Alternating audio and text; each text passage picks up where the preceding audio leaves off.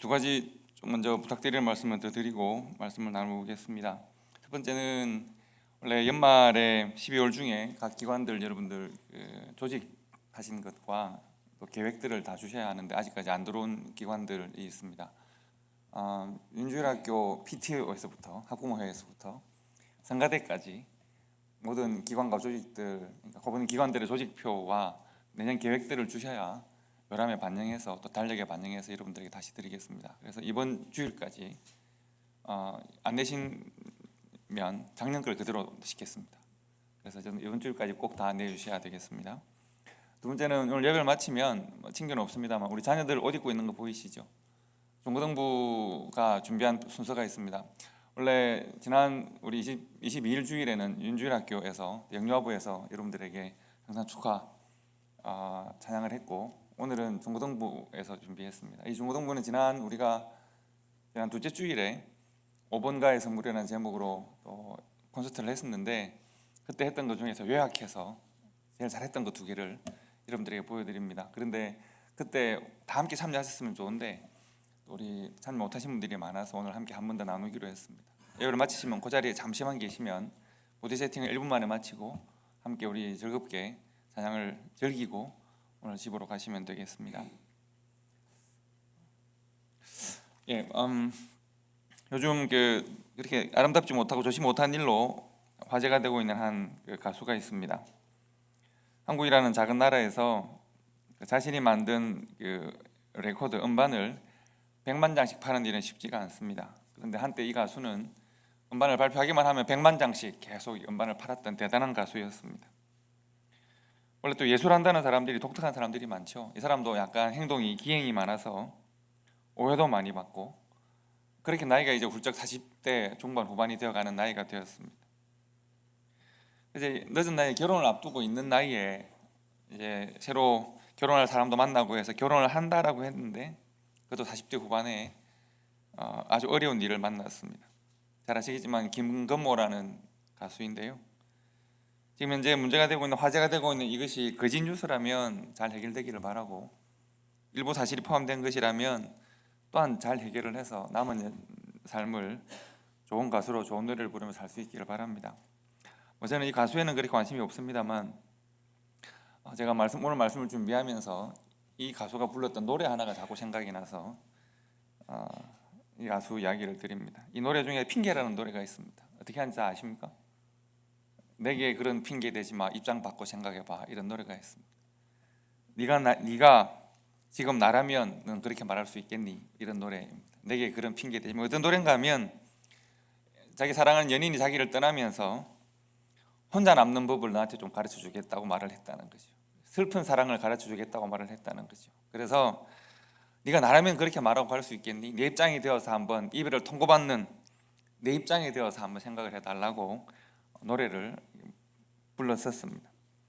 가만히 생각해 보면 이별을 통고받는 사람 입장에서 그렇게 말을 할 수 있는 것 같고, 이별을 그렇게 통고하는 사람 입장에서는 당신이 한번 내 입장이 되어서 내가 오죽하면 이런 방식으로 이별을 통고하겠냐, 이렇게 말을 할 수 있을 것 같습니다. 중요한 것은 입장을 바꿔 생각하는 것이 그렇게 쉽지 않은 선택이라는 것입니다.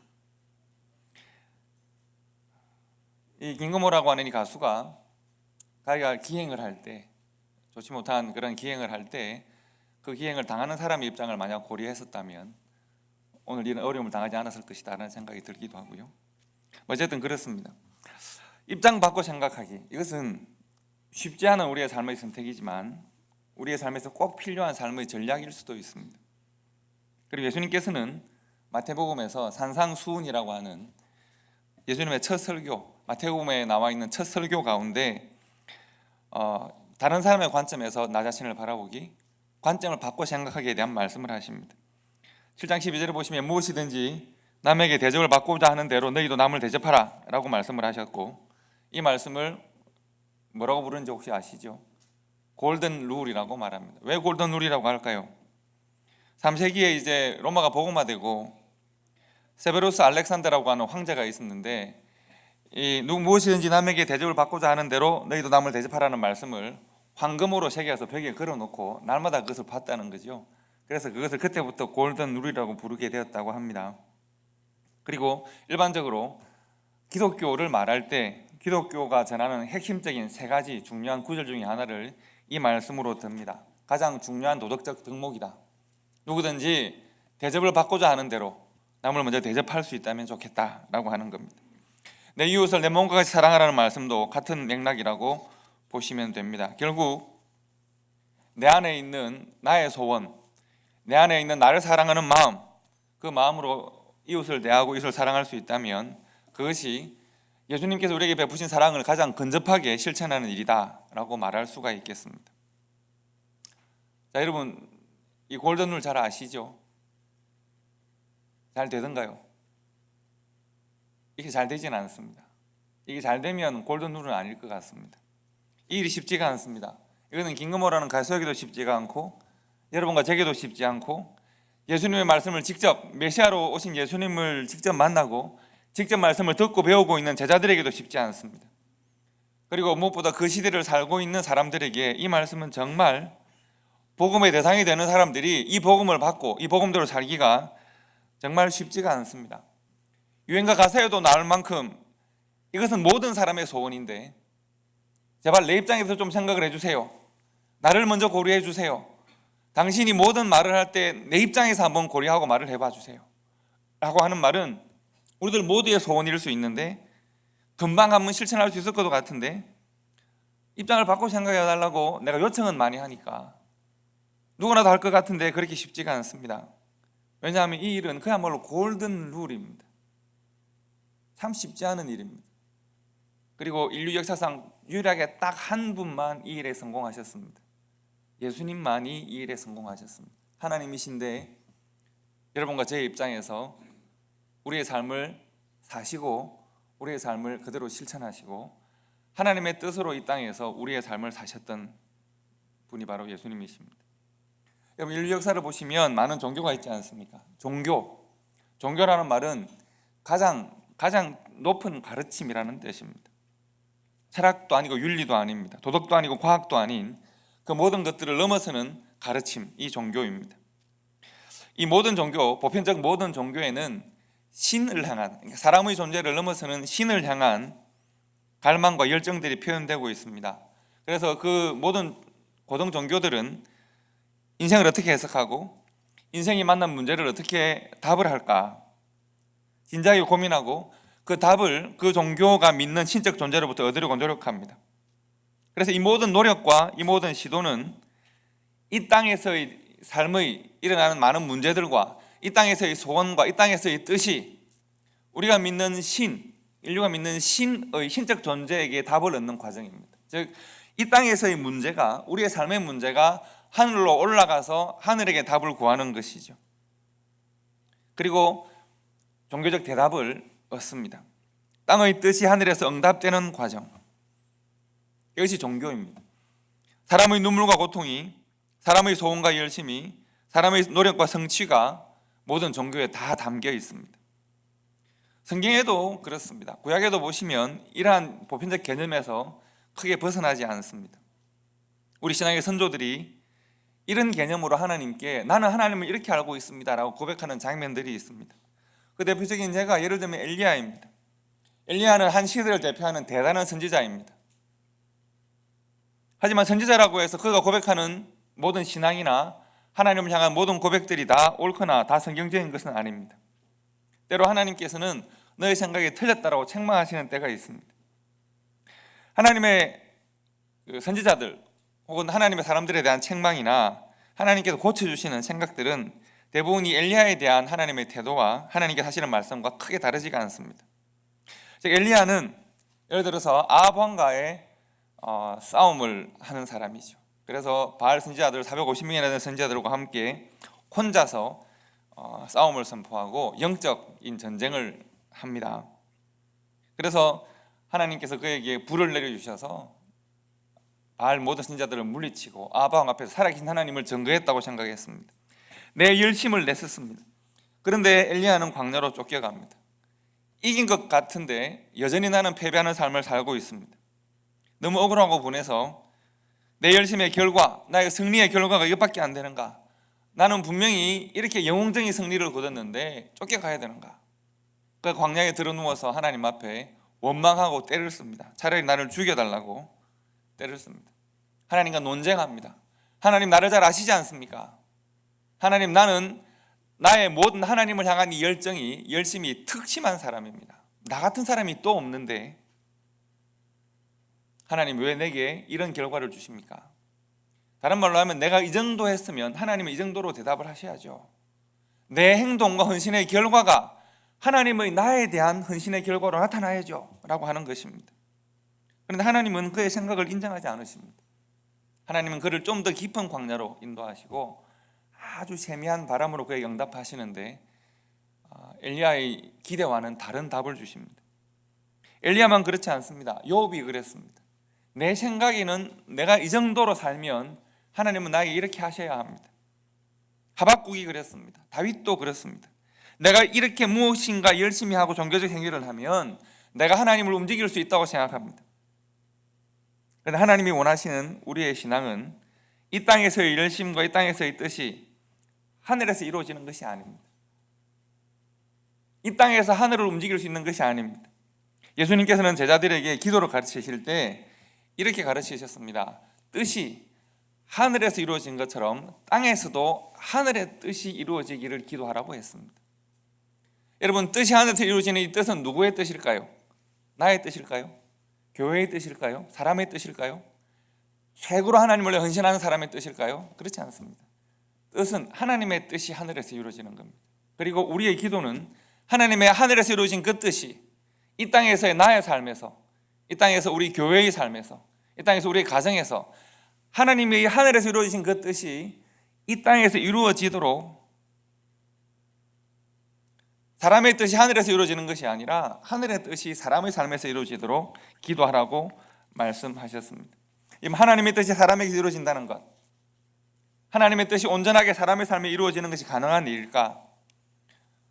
오늘 성경은 교회가 그렇게 해야 한다고 말하고 있습니다. 하나님께서 빌립보 교회와 성도들 안에서 어떤 일을 시작하셨다고 했습니다. 즉 하나님의 뜻이 이루어지는 그 일을 시작하셨다는 겁니다. 하나님께서 빌립보 교회 성도들 안에서 착한 일을 시작하셨습니다. 그 시작하신 그 착한 일은 누구의 일일까요? 사람의 뜻에 따른 사람의 일일까요? 하나님의 뜻에 따른 하늘의 일일까요? 하나님께서 빌립보 교회와 나 사도 바울과 성도들 안에서 하나님의 뜻으로 착한 일을 시작하셨습니다. 하늘의 복음이 그래서 이미 그들에게 임하였고 그들이 자신의 생각과 삶의 소원으로 살지 않고 하나님의 뜻, 하늘의 것으로 이 땅의 발걸음을 걷기로 결정했다는 것입니다. 그 일은 단순히 그들의 삶의 한순간의 선택이거나 그들이 이 땅에 살 때까지만 일어나는 일이 아니라 오늘 성경이 말을 하기를 주님이 다시 오시는 날까지, 주님이 다시 오셔서 이 땅을 어떻게 심판하실 때까지 그 일은 계속될 것입니다. 어디에서 말입니까? 빌립보 교회에서뿐만 아니라 예수를 그리스도로 고백하는 모든 사람의 삶에서 하나님께서 하늘로부터 시작하신 그 아름다운 그 일이 이 땅의 성도들의 삶 가운데 심겨지고 그리고 그것이 그들의 삶으로 변화하여서 서로 나눠지고 증거될 것이다. 여러분, 사람은 그러므로 하늘로부터 허락된 하나님의 뜻으로 살 때 사람은 가장 존귀하고 아름답습니다. 사람은 자신의 목적과 자신의 소원과 자신의 욕망이 이루어지는 삶을 살 때 화려하게 보일 수 있겠습니다. 그러나 하나님께서는 그것이 별로 중요하지 않습니다. 사람은 언제 가장 아름다운가? 사람은 언제 가장 가치 있는가? 사람은 언제 가장 존귀함을 하나님 앞에서 인정받는가? 하늘의 뜻이 내 삶에서 이루어질 때입니다. 하늘의 뜻이 하나님께서 하늘로부터 시작하신 그 착한 그 일이, 선한 그 일이, 거룩한 그 일이 내 삶에서 실천될 때, 실현될 때입니다. 그것은 사람이 무엇을 하며 살든 어떤 직업을 가졌건 그가 부자이건 가난하건 그가 어떤 인종이건 관계없이 내가 하나님의 뜻으로 살고 있는가? 나는 하나님의 뜻에 순종하고 있는가? 하나님이 내게 시작하신 그 일이 내 손과 발을 통해 실현되고 있는가 하는 것을 우리 하나님께서 보시는 것입니다. 여러분과 제가 우리 안에서 시작하신 하늘의 아름다운 그 일을 우리가 인정하고 받고 순종하면서 우리가 하루하루 하나님의 일이 내 삶에서 구현되어지는 것을 우리가 자각하며 살아갈 때 우리의 그런 삶이 가장 고귀하고 아름다운 삶인 것입니다. 그것이 하나님의 아들의 삶이자 하나님의 나라 백성의 삶입니다. 딱 한 사람만 온전히 그 일에 성공하셨는데 그분은 바로 예수님이시고, 그리고 그 온전히 그 일에 성공하신 딱 한 사람 예수님께서 우리에게 말씀하시기를 나를 따르라고 하셨습니다. 이 일이 사람으로서 당연히 어렵기 때문에, 사람으로서 이 일을 하기가 어렵기 때문에 예수님께서 먼저 그 길을 보여주시고 우리로 하여금 그 길을 걸으라고 말씀하십니다. 그 길의 이름이 바로 십자가입니다. 영어 본고에는 없는데 얼마 전에 제 친구 목사님 한 분이 자기 스스로가 꽤 지식이 많다고 생각을, 공부를 많이 하신 목사님 한 분이 있습니다. 그분이 인터넷으로 질문과 답을 해주는 그런 상담 일을 하십니다. 어떤 사람이 꼭 예수를 믿어야 천국 가느냐 이렇게 그에게 물었습니다. 어떻게 생각하시면 예수를 믿어야 천국 갑니까? 아니면 안 믿어도 천국 갈 수 있습니까? 그분이 답을 하기를 아주 도전적으로 답을 달았습니다. 아니요, 예수 안 믿어도 천국 갈 수 있습니다. 이렇게 달았습니다. 이 사람이 그래도 정독신으로 공부한 분인데 왜 이렇게 답을 달았지라고 자세히 보니까 이렇게 말을 했습니다. 만약 당신이 예수를 믿지 않아도 하나님의 뜻을 따라 거룩하게 살 자신이 있으면 그렇게 하십시오. 그러나 예수 이외에 어떤 사람도 이 땅 가운데 하나님의 뜻으로 온전히 살 수 있는 사람이 없었기 때문에 하나님께서 예수를 보내셔서 이렇게 살아라 말씀하셨고, 그래서 예수를 통해서 하나님의 뜻을 살아갈 수 있는 길을 만들어 놓으셨기 때문에 우리가 예수를 길이요 진리요 생명이라고 말하는 것입니다. 그래서 당신이 하나님의 뜻을 온전히 깨닫고 거룩하고 정결하고 깨끗하게 살 자신이 있으면 한번 해보시죠. 그러나 그럴 자신이 없으시다면 예수 따라 가십시오. 이렇게 답을 했습니다. 그래서 꽤 저는 답을 잘했다고 생각을 합니다. 여러분, 인류 역사상 유일하게 하나님의 뜻을 온전히 성취하고 하나님의 뜻으로 사는 일을 성공한 단 한 분, 예수 그리스도. 그리고 예수님께서 우리에게 말씀하시기를 내가 너희들의 편에 서서 너희보다 먼저 그 길을 걸어갈 테니 너희는 나의 뒤를 따라서 나와 함께 걸어가자. 누구든지 나를 따라오려거든 그런데 자기를 부인해야 하고 자기 십자가를 져야 하고 그리고 나를 따라야 할 것이다. 여러분, 우리가 예수를 믿고 구원을 받습니다. 예수를 믿고 천국을 갑니다. 이것은 결과입니다. 그런데 우리가 예수를 믿음이 시작인데 결과만을 늘 생각을 하다 보니까 과정이 없는 신앙생활을 할 때가 많습니다. 우리의 과정이 생략됩니다. 과정을 잘 이해하지 못합니다. 시작이 무엇입니까? 예수를 믿는 것입니다. 예수님이 내게 오신 것이 시작이고요. 그리고 내가 구원받는 것은 결과니까 과정은 뭐가 필요하겠습니까? 예수 그리스도의 성육신이 시작입니다. 예수님께서 하나님이신데 사람과 입장을 바꾸신 겁니다. 사람의 배에 성장하고 사람의 저주로 자라나고 사람의 사랑을 받으며 성장하고 사람의 연약함과 슬픔과 고통을 체휼하셨고 그래서 완전히 사람이 되셔서 십자가에서 죽임 당하셨습니다. 완벽하게 입장을 바꾸기를 이루시고 그리고 말씀하신 것이 누구든지 나를 따라오려거든입니다. 나를 믿는다면, 나와 함께 영원한 하나님 나라의 삶을 누리기를 소원한다면 그러면 과정을 함께 만들자. 어떤 과정을 만들까요? 자기를 부인하고 자기 십자가를 지고 나를 따르는 삶이 있어야 그것이 과정인데, 내가 너희들에게 내려와서 너희들에게 믿음이 될 테니 너희는 이 과정을 만들어 주겠는가? 그러면 나는 너희들과 함께 영원한 하나님 나라의 삶을 약속하겠다. 이렇게 말씀하신 것입니다. 예수님께서 만들어 놓은 과정이자 우리가 지나가야 할 길입니다. 하나님은 바울을 통해서 이 일을 말씀하셨습니다. 빌립보 교회에 말씀하시기를 너희 안에 착한 일을 시작하신 우리 주 하나님께서 예수 그리스도가 오시기까지 그 착한 일을 계속하실 것이다. 성도와 교회가 주님을 만난 날까지 그 과정을 만들어 가실 것이다. 주님의 뜻으로 사는 일, 그것은 예수님께서 하신 말씀으로 표현하면 자기를 부인하고 자기 십자가를 지는 일입니다. 주님의 뜻을 따라 살아가는 일입니다. 이것을 계속해야 된다는 것입니다. 여러분, 제가 오늘 설교 제목을 조금 엉뚱하게 지었습니다. 패러다임으로 지었습니다.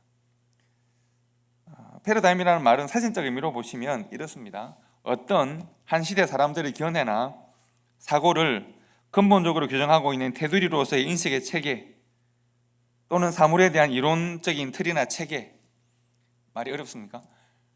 패러다임은 우리가 생각하고 있는 기본 사고의 틀을 말하는 것이죠. 그래서 예를 들면 사고의 틀은 여러 가지가 있습니다만 신앙, 종교, 우리의 믿음이라고 생각할 때 우리가 가지는 패러다임이 있다는 이야기입니다. 꽤 많은 사회적인 의미가 포함된 말이긴 하지만 즉 정치, 경제, 사회, 문화 각 분야에는 패러다임이 다 존재하니까요.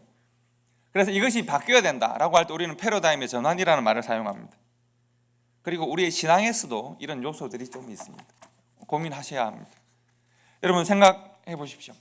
예수님께서 이 땅에 내려오신 것은 인류가 오랫동안 품고 있었던 종교라고 하는 개념에 대한 패러다임의 전환입니다. 아까 말씀드린 대로 모든 종교는 다 사람의 소원과 열정과 노력이 사람의 좀 더 거룩한 삶을, 나은 삶을 살고자 하는 그야말로 뜨거운 열정들이 계속 반영되어 형상화되어지는 것이 종교입니다. 사람이 만든 모든 종교는 사람으로부터 출발해서 하늘로 올라갑니다. 사람들이 그동안 하나님이 계시하신 말씀을 사람의 뜻대로 막 바꿔놓아서 하나님의 계시를 무시하고 내 생각과 내 뜻으로 만들어 놓은 종교적인 틀이 있습니다. 그런데 예수님께서 이 땅에 내려오십니다. 신앙은 그런 것이 아니라고 말씀하십니다. 신앙이라고 하는 것은, 하나님을 믿는 참된 신앙은 너희들처럼 사람의 노력이나 사람의 땀이나 사람의 신적 존재에 대한 열정이 결정하는 것이 아니라, 신앙이라고 하는 것은 하나님이 하늘로부터 그 뜻과 계획을 사람의 마음에 계시하신 것입니다. 하늘에서 시작되어서 땅에서 이루어지고 다시 하늘로 올라가는 것이 우리가 믿는 믿음입니다. 우리의 신앙입니다. 그런데 예수님께서 이전 사람들의 그들의 만든 신념과 소원이 만들어내고 상상하고 만들어내었던 그 종교에 대하여 예수님께서 그것들이 잘못된 것을 질타하셨을 때 그들은 그것을 받아들이지 못했습니다. 그들이 가지고 있는 종교로 하늘로부터 내려온 복음을 십자가에 못 박았던 것입니다. 그리고 오늘 심지어 예수를 그리스도로 고백하는 오늘날의 교회에서까지도 이러한 종교적 흔적들이 남아 있습니다. 예수님께서 이 패러다임을 바꾸셨는데 여전히 우리는 이전의 패러다임을 붙들고 있습니다. 내가 뭔가 나의 노력이나 나의 뜻이나 나의 생각이나 이것들을 가지고 열심히 하면 뭔가 될 것 같습니다. 우리의 신앙은 다시 말씀드리지만 하늘로부터 시작해서 우리의 믿음과 삶에서 실현되어야 합니다. 하늘의 뜻이 내 삶에서 이루어져야 합니다. 예수 그리스도가 이 땅에 내려오셔야 우리의 구원의 복음이 이루어집니다. 오늘 바울은 빌립보 교회에 아주 중요한 고백을 합니다. 그가 빌립보 교회를 사랑하고 빌립보 교회를 섬기는 것이 내 능력이나 내 뜻이 아니라는 겁니다. 그가 빌립보 교회를 사랑하되 무엇으로 사랑한다고 말합니까? 너희들에게 하나님께서 착한 일을 시작하신 것처럼 나에게도 하나님께서 착한 일을 시작하셨고, 그래서 내 속에 지금 무엇이 심겨졌다는 말입니까? 예수 그리스도의 심장이 내 속에 심겨졌습니다. 내가 너희를 사랑한다면 내가 너희를 사랑하는 그 동력은 바로 예수 그리스도라고 하는 것입니다. 여러분 6절에 보시면 너희 안에 착한 일을 시작하시니 라고 했고, 7절을 보시면 너희가 내 마음에 있다고 말했고, 8절에는 내 안에 있는 예수 그리스도의 심장으로 너희를 사랑한다고 말을 합니다. 6, 7, 8절 안에 각각 무엇이 무엇 안에 있습니다. 너희 안에 하나님이 착한 일을 시작하셨고, 내 안에는 너희가 있고, 그리고 내 안에는 너희가 있을 뿐만 아니라 예수 그리스도의 심장이 함께 있습니다. 교회와 성도 안에, 우리들 모두 안에 하나님의 착한 일을 시작하셨고, 이제 우리가 하나님 착한 일을 시작하신 그 일을 서로를 사랑하고 서로를 격려하면서 그 착한 일이 우리의 삶에 이루어지도록 하는 것이, 그것이 교회이자 성도이자 우리의 신앙의 여정입니다. 사도 바울은 예수님의 심정으로 내가 너희를 섬길 테니 너희 또한 그리스도의 심정이 되어서, 그리스도의 심장이 되어서 세상을 섬길 수 있는 교회가 되자. 바울 안에 있는 것, 교회이면서 바울 안에 있는 것은 또한 그리스도의 심장인데, 그리스도의 심장이 또한 교회 안으로 들어가서 하나님 안에서 우리가 하나가 되어지는 것입니다. 성도 여러분, 하나님이 그들에게 찾아오셨고 그들의 마음에 임하셨고 그들에게 거룩하고 새로운 일을 시작하셨고, 그들 모두가 그 중에서 하나가 되어서 그리스도의 마음을 품고 서로 사랑하고 섬긴다. 이것이 지금 사도 바울이 빌립보 교회에게 계속 반복하고 있는 이야기입니다. 그들 마음에 심어진 하나님의 뜻이 역사하고 그들 마음에 심어진 하나님의 뜻으로 그들이 살고, 그래서 그렇게 살 때 그것을 믿음이라고 말씀하시고, 그렇게 살아가는 사람들의 모임을 교회라고 말씀하고 있습니다. 우리 사랑하는 초대교회 성도 여러분, 우리가 2019년에 성탄을 기념하고 감사하고 서로 축하하고, 주님께서 나를 위하여 그리고 당신을 위하여 이 땅에 오셨습니다 축하하는 그런 복된 예배를 드리고 있습니다. 그리고 우리가 우리 신앙의, 우리의 삶의 패러다임이 좀 바뀌었으면 좋겠습니다. 우리의 삶은, 내가 내 부모가 나를 낳았지만 그러나 우리가 하나님 안에서 새 생명을 얻는 삶은 하늘로부터 시작된 것입니다. 하나님께서 나에게 심으신 거룩한 뜻이 내 삶에서 이루어질 때, 이제 하나님께서 나를 구원하신 그 놀라운 사랑이 가장 가치 있게 빛나는 순간입니다. 우리의 믿음은 하늘에서 시작하고 이 땅에서 이루어져야 합니다. 우리의 믿음은 예수님이 시작하셨고 내 삶에서 실현되어져야 합니다. 하나님의 말씀이 예수 그리스도의 삶에서 성육신되었고 여러분과 제 삶에서 또한 육신이 되어야 합니다. 우리의 생명은, 믿음은, 하나님의 거룩한 말씀은 하늘에서 시작해서 우리의 삶을 지나서 하나님의 때가 되면 다시 하늘로 돌아갈 것인데, 여러분과 저는 그 과정 가운데 있는 것입니다. 우리를 찾아오시고 우리 중에 하나가 되시고 우리 안에 선한 일을 시작하신 우리 주님의 뜻을 날마다, 해마다, 그리고 새로운 한 2020년에 우리의 삶에서 이루어가는 가장 아름다운 성도, 가장 아름다운 교회, 하나님의 말씀이 가장 존귀하게 빛나는 그런 성도와 교회가 되어서 이 땅 가운데 예수 그리스도의 심장을 전가할 수 있는 초대교회 될 수 있기를 간절히 소망합니다. 기도하겠습니다.